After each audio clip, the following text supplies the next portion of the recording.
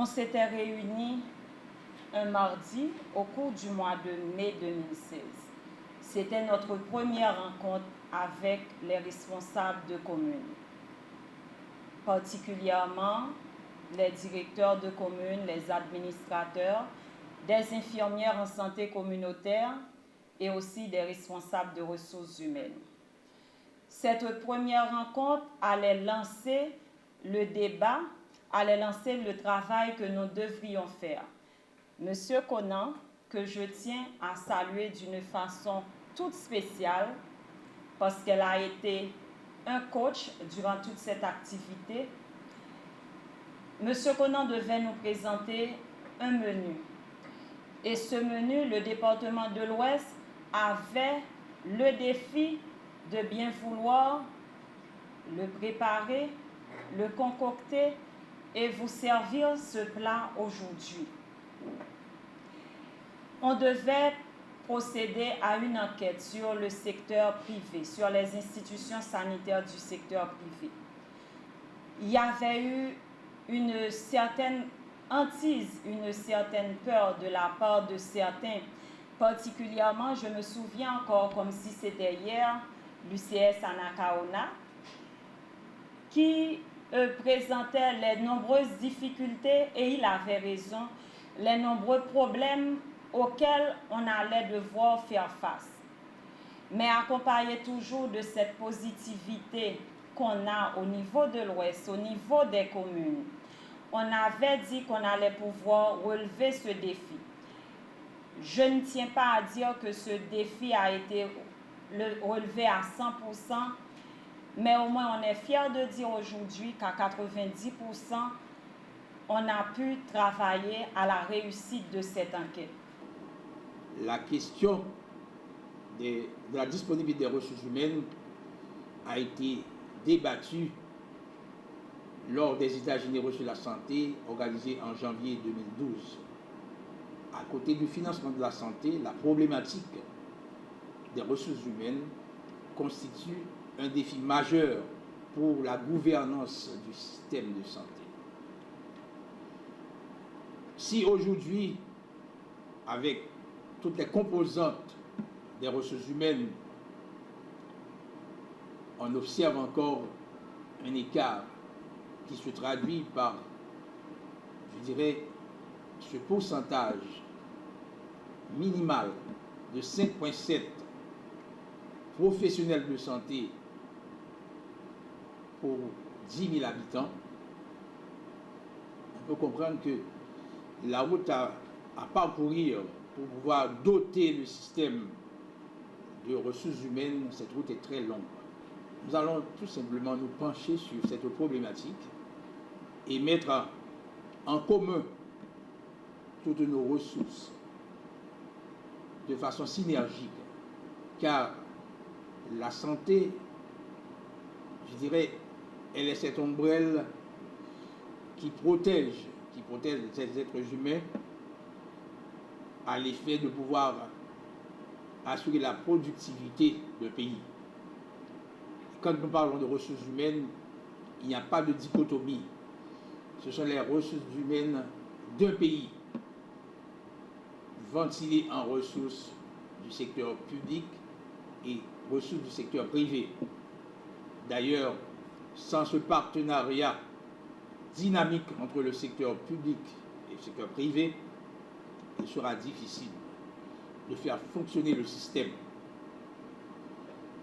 L'exercice qui a été réalisé dans le département de l'Ouest à travers les bureaux communaux pour pouvoir collecter des données fiables sur les ressources humaines du point de vue catégorie professionnelle et à travers la cartographie sanitaire, cet exercice, dis-je, a permis de faire le constat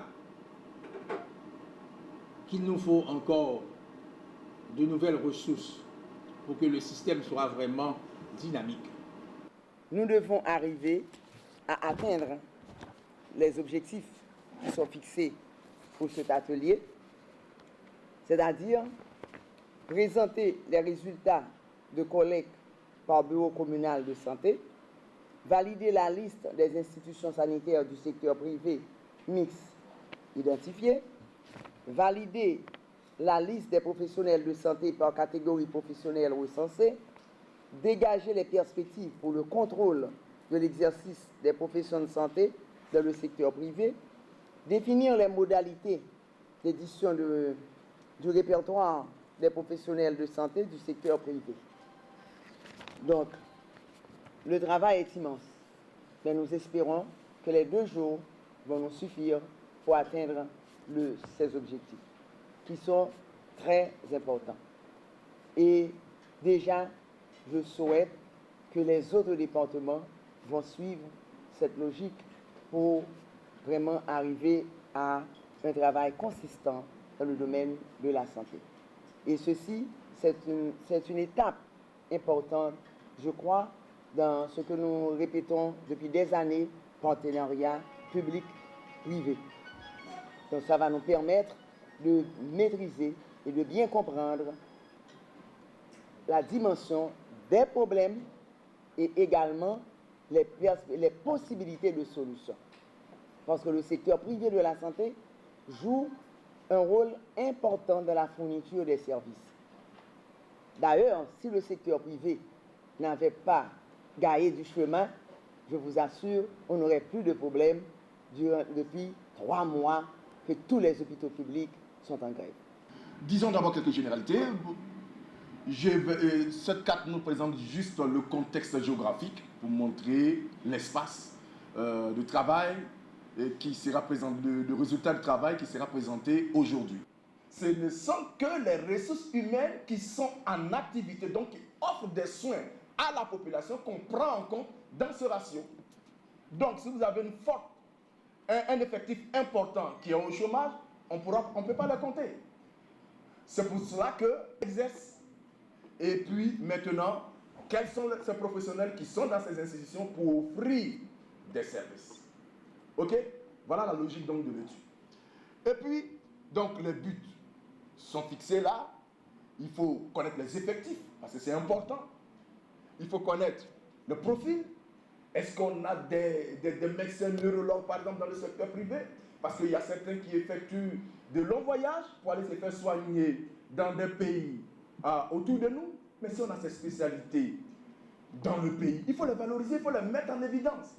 Il faut que le répertoire montre qu'on a un neurologue, un médecin neurologue, et c'est pas en pédiatrie ou bien quoi, qui existe et qui est en tel lieu, qui a telle clinique, pour permettre à la population d'aller vers ces personnes pour aller se soigner. Vous comprenez bagaille là? C'est ça la réalité. Donc on veut identifier toutes les catégories professionnelles. On veut savoir également leur distribution géographique. Ça c'est un bagage également important. Si j'ai 1000 médecins et que tous les 1000 médecins sont à Port-au-Prince, il y a un problème là. Parce que j'ai 50% de la population qui vit en zone rurale. Et donc il faut une répartition équitable de ces professionnels. Et si ce n'est pas le cas, eh bien, dans notre stratégie de développement des ressources humaines que nous allons formuler, alors on dira qu'il faut donner une bourse. Il faut donner des bourses à des médecins qui sont au nord-ouest, pour qu'on ait des pédiatres là-bas.